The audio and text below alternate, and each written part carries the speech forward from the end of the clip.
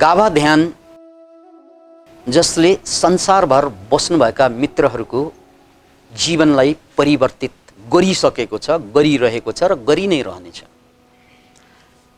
र यो साधनाबाट जुन जीवनको क्रुसियल बाधाहरू, चाहे त्यो रोगको बाधा होस्, चाहे त्यो काम नबनेर हैरान भएर आर्थिक रूपमा खेप्नु परेको बाधा होस्, चाहे त्यो आफूले बेहोरेका कमजोरी, अरूलाई नो भन्न नसक्नु, अरूले जे भन्यो मान्न बाध्य हुनु, यो मानसिक कमजोरी होस्, अथवा बाधा मैले खोजेको लक्ष्य प्राप्त गर्न नसकेर त्यस बीचमा तेर्छिएका बाधा होस्, यी सबै बाधा एकपछि अर्को छिचोलिँदै हाम्रा साधकहरू अगाडि बढिसकेका छन्।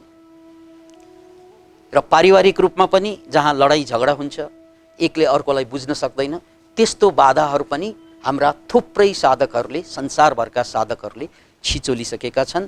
त्यसकारण गुरु ऊर्जा ध्यानको सुरुवातपछि संसारभरि एउटा तरङ्ग फेरि सुरु भएको छ र यो ध्यानबाट लाभ नेपालमा मात्र होइन, विश्वभरिका साधकहरूले लिइरहनु भएको कारणले गर्दा यो ध्यानको अर्को एउटा डिमान्ड युरोपबाट आएको छ कि हामीलाई टाइम अलि मिलेन, त्यसकारण नेपालको 11-12 बजेतिर पनि 1 घण्टाको गुरु ऊर्जा प्रक्षेपण भइदियो भने हामी युरोपवासीहरू धन्य हुनेछौँ र त्यसमाथि पनि हामीले चिन्तन गरिरहेका छौँ। यसो गर्दा दिनको 4 घण्टा गुरु आशीर्वाद बर्सिरहेको हुन्छ र त्यो आशीर्वादबाट तपाईहरूको जीवन परिवर्तित भएको, त्यसैबाट हौसिएर हामीले यो कार्यक्रमलाई अर्को 1 घण्टा बढाउने पनि मानसिकता बनाइसकेका छौँ।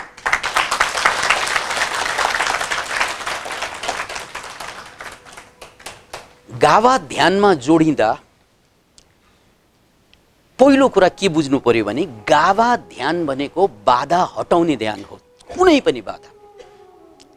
यो ध्यानले तपाईलाई डिरेन्जमेन्टबाट म्यानेजमेन्ट अफ लाइफ, म्यानेजमेन्टबाट इम्पावरमेन्ट अफ लाइफसम्म पुर्याउँछ। कहाँसम्म पुर्याउँछ रे? इम्पावरमेन्ट अफ लाइफसम्म पुर्याउँछ, तपाईलाई पावरफुल बनाउँछ। तर पावरफुल बन्नु जीवनको सुरुवाती मात्र हो, यो अन्त्य होइन।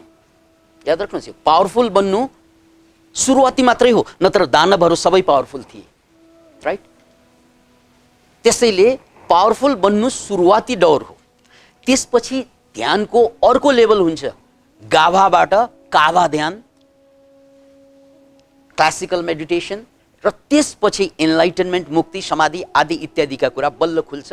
त्यसलाई चाहिँ नाभा ध्यानको वर्गमा पर्छ। अहिले हामी गाभामा काम गरिरहेका छौँ, जसबाट जीवनभर आएका बाधा र आउने बाधालाई यसरी हटाउन सकिन्छ।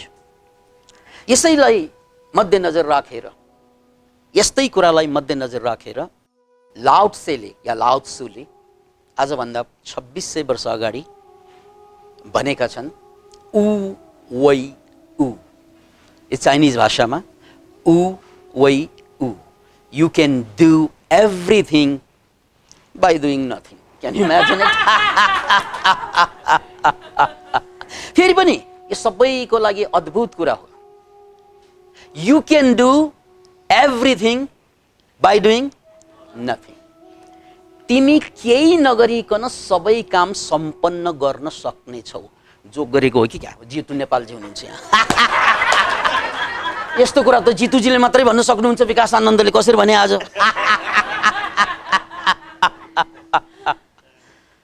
Can you imagine it? किनकि यो त जोक हो। You can do everything by doing nothing. केही नगरिकन सबै कुरा, जिन्दगीभर के गरेर त केही लछारपाटो नलाएको अवस्थामा केही नगरिकन सबै कुरा कसरी हुन्छ भन्ने जिज्ञासा जाग्दो हो।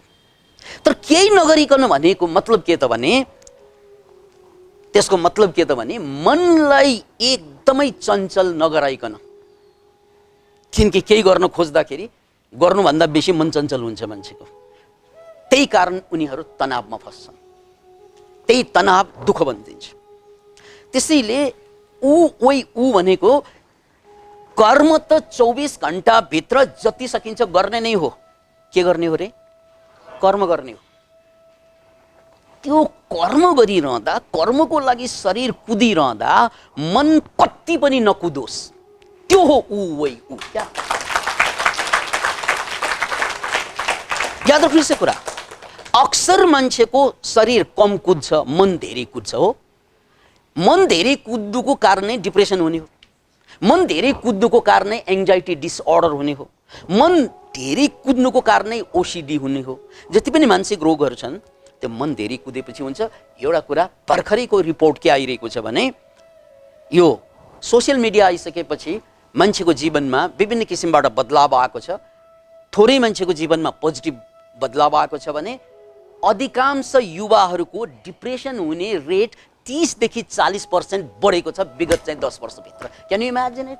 डिप्रेसनको रेट सोसियल मिडिया आइसकेपछि 30 देखि 40% हाम्रा छोराछोरी विशेष गरेर डिप्रेसनको शिकार भएको। Can you imagine it? अनि आत्महत्याको रेट विगत 10 वर्षभित्र 30% बढेको छ। Can you imagine it? यो सोसियल मिडियाको कारणले गर्दा। किनकि सोसियल मिडियाले के गराइदिन्छ, शरीरलाई चाहिँ कुद्न बन्द गराइदिन्छ, मनलाई कुदाकुद गराइदिन्छ। ल सक्यो। हुनुपर्ने के त, शरीर कुदाकुद गर्नुपर्ने, मन शान्त हुनुपर्ने। हाम्रो उल्टो कुरा के भयो, मन कुदाकुद गर्छ, शरीर त एक ठाउँमा।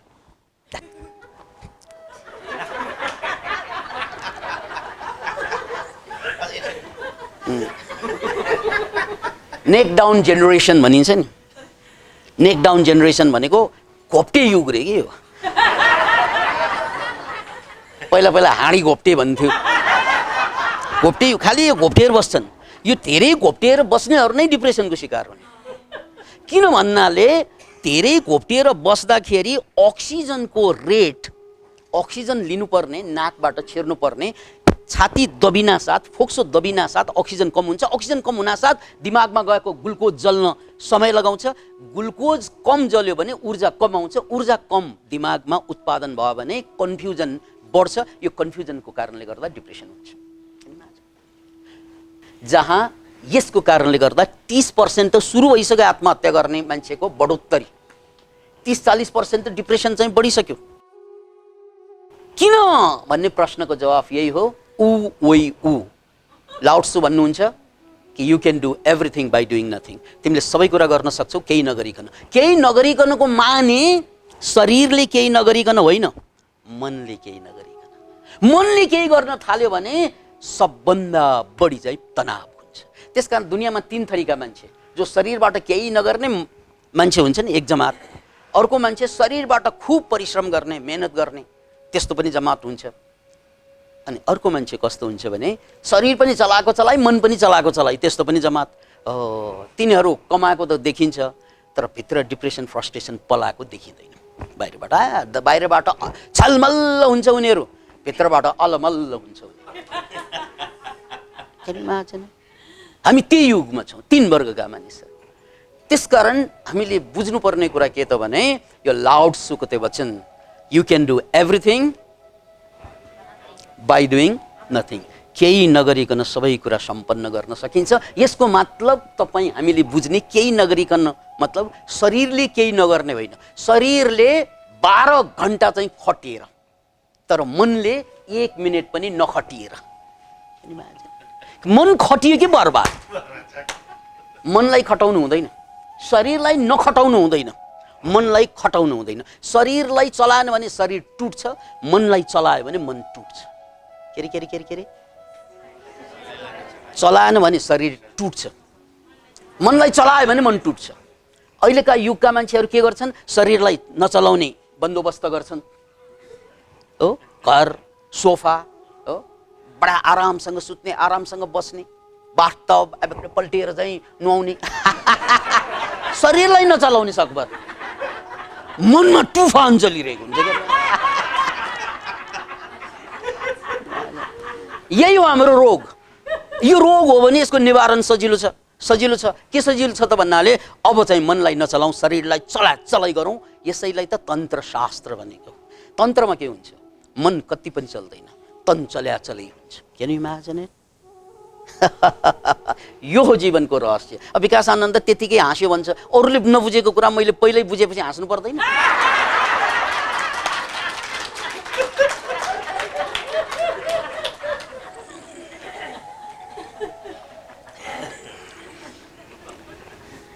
ओके, गाभा, जी माने गुरु ऊर्जा कनेक्सन। त्यो गुरु ऊर्जा ध्यानमा कनेक्सन हुनासाथ नेपाल मात्र होइन सारा संसारमा कम्पन सुरु भइरहेको छ। त्यो कम्पन भएको के तपाईँको ऊर्जा एक्टिभेट भयो गुरु ऊर्जासँग जोडिएर। अनि त्यो एक्टिभेट हुनासाथ नै के हुन्छ, अब तपाईँ त्यही मान्छे होइन, तपाईँ सारा त्रिवेणी ऊर्जाको त्रिवेणी संसारभरका साधकहरू एकसाथ ध्यान गरिरहेका छन्। संसारभरका साधकहरूको त्यो ऊर्जा पनि जोडियो, तपाईँ आफ्नो ऊर्जा पनि जोडियो र गुरु ऊर्जा पनि जोडियो भनेपछि यो ऊर्जाको त्रिवेणीमा स्नान गर्न पाइयो। यसैलाई त तीर्थ भनेको हो, जहाँ त्रिवेणी जोडिन्छ, राइट। त्यो ऊर्जा जोड्न साथ चाहिँ ऊर्जाको आनन्द लिएर मात्रै बस्ने होइन, धेरैले त्यो गल्ती अझै पनि गरिरहेका देखिन्छन्। त्यसपछि तुरुन्तै अटो सजेसनमा जाने। अटो सजेसन भनेको के, आत्मसुझाव। आत्मसुझाव जसलाई पुरानो भाषामा सङ्कल्प पनि भनिन्छ, अब यो म यो गर्छु। त्यो आत्मसुझाव जुन छ, अटो सजेसन जुन छ, त्यो अटो सजेसन दिँदा 3 किसिमको लक्ष्य तपाईँको अगाडि हुन्छ। एउटा 1 दिनदेखि 1 वर्षभित्र पुरा हुने, अर्को 1 वर्षदेखि 5 वर्षभित्र पुरा हुने, अर्को 5 वर्षदेखि जिन्दगी लाग्ने। त्यस्ता 3 किसिमका लक्ष्यलाई short term goal, mid term goal र लङ टर्म गोल भनिन्छ। तिनैवटा लक्ष्य। त्यसमध्ये अब प्रयोग गर्ने सर्ट टर्म गोलबाट, किनकि तपाईँलाई तुरन्तै रिजल्ट चाहिन्छ।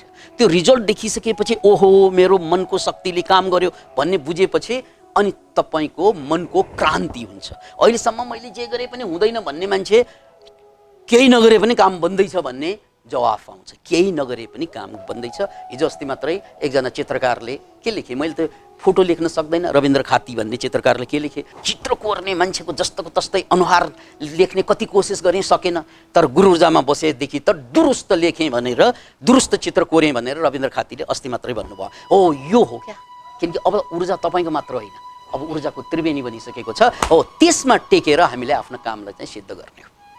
त्यसलाई अटो सजेसन भनिन्छ। त्यो के, म जसरी पनि चित्र कोर्न सक्छु सक्छु सक्छु सक्छु सक्छु सक्छु, किनकि ऊर्जा छ, यहाँ कम्पन छ, आइसकेको छ, सक्छु सक्छु सक्छु सक्छु सक्छु हो, त्यो बेला चाहिँ। तर कहाँनिर गल्ती हुन्छ भने, गल्ती हुन्छ काम गर्दै जाँदा, गल्ती हुने ठाउँलाई सच्याउनको लागि नै धेरै अगाडिदेखिका विशेषज्ञहरूले 1981देखि नै यो कन्सेप्ट अगाडि सारे, गोल सुड बी स्मार्ट। के अरे गोल सुड बी स्मार्ट। तपाईँका लक्ष्यहरू स्मार्ट हुनुपर्छ। माने के सर? Smart goal. अब स्मार्ट यहाँ इनिसियल्सहरू हुन् यिनीहरू। एस भनेको goal should be specific. S माने के अरे, स्पेसिफिक भनेको के हो? जसरी एउटा मान्छेले गोल बनाउँछ गाभा ध्यानमा बसेर, म रक्सी छोड्छु, म चुरोट छोड्छु, म रक्सी छोड्छु, चुरोट छोड्छु, यसलाई स्पेसिफिक गोल भनिँदैन। किनकि रक्सी छोड्छु, चुरोट छोड्छु भन्यो भने उनले छोड्नै सक्दैन, किनकि उसले याद गरिसक्यो। जुन कुराले याद गरिन्छ त्यो कुरा बलियो हुन्छ। याद राख्नुहोस्, जुन कुरामा हामीले ध्यान लगाउँछौँ त्यो कुरा आफै बलियो हुन्छ, किनकि ऊर्जा त्यहाँ पुग्छ।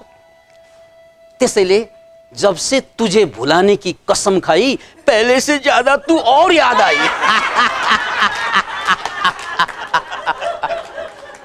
त्यसकारण तपाईँले रक्सी छोड्नु, चुरोट छोड्नु खोज्नु हुँदैन। त्यो गोल राख्यो भने जिन्दगी भर सफल हुँदैन।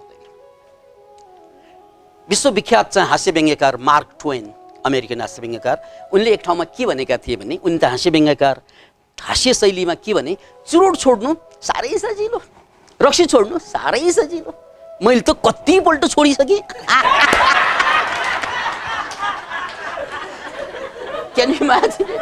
साह्रै सजिलो, कति छोडे कति सजिलो होला।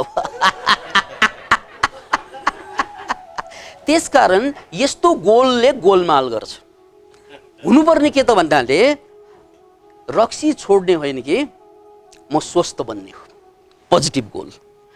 केही चिज छोड्ने भनेको मनलाई मन नै पर्दैन, केही चिज छोड्ने भनेको मनलाई मनै पर्दैन। पिसाब त छोड्नु मन पर्दैन उसलाई, टाइट गरेर बस्छ नि एकछिन, जाडो महिना होस् भिडभाडमा होस् कसेर बस्छ। त्यही कारणले रोग लाग्छ उसलाई पछि, किनकि छोडेन उसले। दिशा त्यही गर्छौँ हामीहरू, सकभर अश्विनी मुद्रा गरेर बस्छौँ।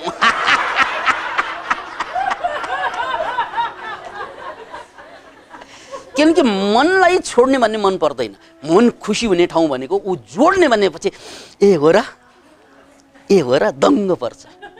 एकजना बाहुन बाजे चाहिँ खाल्डोमा खसेछ झिसमिसेमा पूजा गर्न गएको कतै। त्यतिकैमा उनका यजमानहरूले बाजे हात दिनुहोस् बाहिर आउनु पर्यो खाल्डोबाट श्राद्ध गर्न ढिलो भइसक्यो आउनुहोस् भने बाजेले हातै दिँदैन। अनि एकजना विद्वानले यसरी देखे यसले कुरा बुझेनन्। बाजे खोइ मेरो हात लिनुहोस् त अघिका मान्छेले हात दिनुहोस् भने थियो, यो मान्छेले हात लिनुहोस् त मेरो भने यहीँ काँसेर लिन्छ। किनभने बाजेले जिन्दगीभर अरूसँग लिने मात्रै काम गर्नुभयो, त्यो दिने भन्ने सफ्टवेयरै छैन।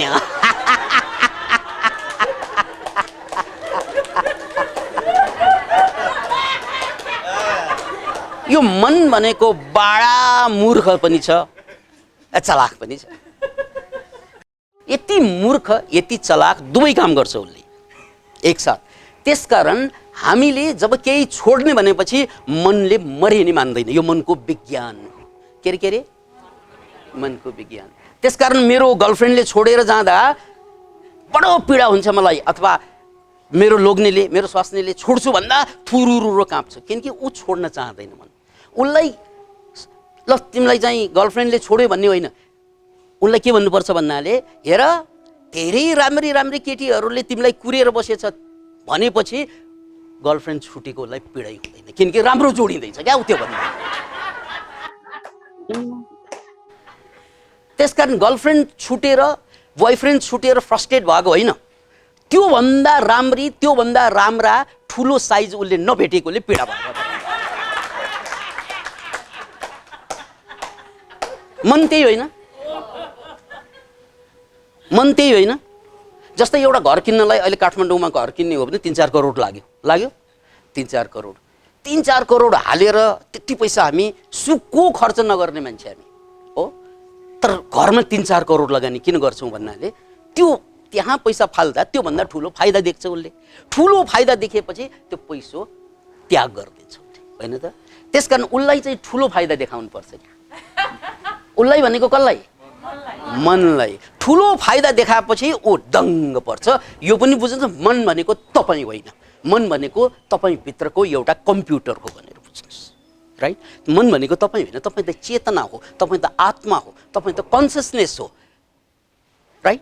अनि हाम्रो समस्या के त भन्नाले हामीले चेतनालाई चिनेनौँ, आत्मालाई चिनेनौँ। हामी स्वयं मन बनिदिएपछि मनको स्वभाव त के त यही हो स्वभाव उसको। सानो सानो कुरा जुन चाहिँ हामीले सानो सानो कुरा छोड्न खोज्छौँ नि, त्यो सानो कुरा पनि छोड्न मान्दैन उसले। किन मान्दैन त भन्नाले उसको स्वभावै के खालि चाहिँ बटुल्ने स्वभाव हुन्छ। सानो छोड्न तब तयार हुन्छ जब उसलाई त्योभन्दा ठुलो देखाइदिनुपर्छ। है त्यसकारण गोल सुड बी स्पेसिफिक भनेको। अर्को उदाहरणमा जाउँ।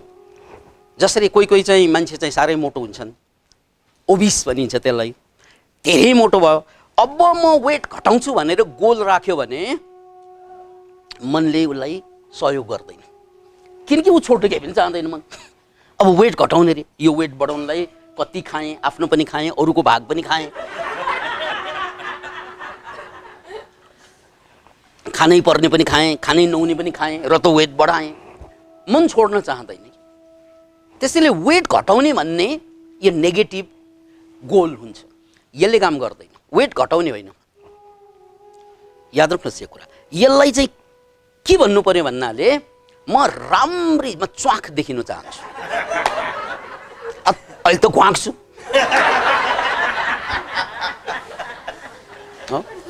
यसरी उसलाई पोजिटिभ रूपमा फकाउनु पर्छ मनलाई, किनकि मन तपाईँ होइन क्या, त्यो संयन्त्र हो हामीभित्रको। उसलाई फकाइरहनु पर्छ। उसलाई फकाउन सकेन भने मनले तपाईँलाई सिद्ध्याइदिन्छ। मनलाई फकाउन सकेन भने मनले सिद्ध्याइदिन्छ।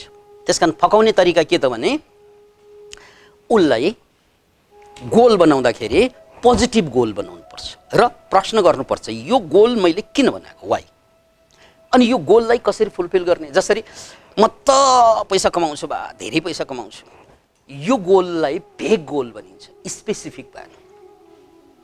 पैसा कमाउँछ ठिक छ, तर उसलाई जवाफ के दिनुपर्छ, किन कमाउने जवाफ दिनुपर्छ। क्या किन कमाउने, जस्तै मलाई अर्बौं पैसा चाहियो, किन चाहियो त्यसको कारण देखाउन सक्नुपर्छ तपाईले। अर्बौं त खाएर सकिँदैन, घुमेर सकिँदैन, केही गरेर सकिँदैन। अनि अर्बौं कमाउँछु भनेर गुरु ऊर्जामा बसेर भन्नु त भयो, 2-4 दिनपछि चाहिँ के हुन्छ, तपाईँ कन्फ्युजनमा जान्छ, किनकि त्यो पैसा तपाईँलाई चाहिनै होइन, राइट? अनावश्यक कुरा, त्यो निड होइन, डिजायर हो। अर्बौं कमाउनु निड हुन्छ। जसरी इलन मस्कले अहिले संसारको सबभन्दा बढी पैसा कमाएका छन्, त्यो उसको डिजायर होइन, यो कुरा बुझ्नुहोस्, त्यो उसको निड हो। एउटा मान्छेलाई खरबौं पैसा निड किन भयो भने उनले जवाफ दिए, उनीले त आफ्नो भयभरको चाहिँ अर्बौं अरबको चाहिँ म्यान्सन भनेको दरबार बेचेर अहिले प्रिफ्याबको चाहिँ $50,000 को घरमा गएर बसेछ। खरब पैसा भएको मान्छे $50,000 को घरमा किन गएर बसेको? किन भन्नाले मलाई पैसा चाहिँदैन, तर मैले खरबौं किन कमाएँ त भन्नाले मलाई मङ्गल ग्रहमा बस्ती बसाउनु छ, त्यसको लागि पैसा चाहिन्छ। त्यसो भन्नुहोस्, that is the need. Can imagine it? अब हामी त कमाएको छ, किन कमाएको पनि थाहा छैन, के का लागि कमाएको पनि थाहा छैन, यसको जवाफै छैन, राइट? त्यसकारण उसले स्वास्थ्य गुमाएको हुन्छ, स्वास्नी गुमाएको हुन्छ, हो, लोग्ने गुमाएको हुन्छ, सबै कुरा गुमाएको हुन्छ, पैसा मात्रै पाएको हुन्छ। त्यसकारण संसारमा सबभन्दा गरिब मान्छे त्यो हो जोसँग पैसा बाहेक केही पनि हुँदैन।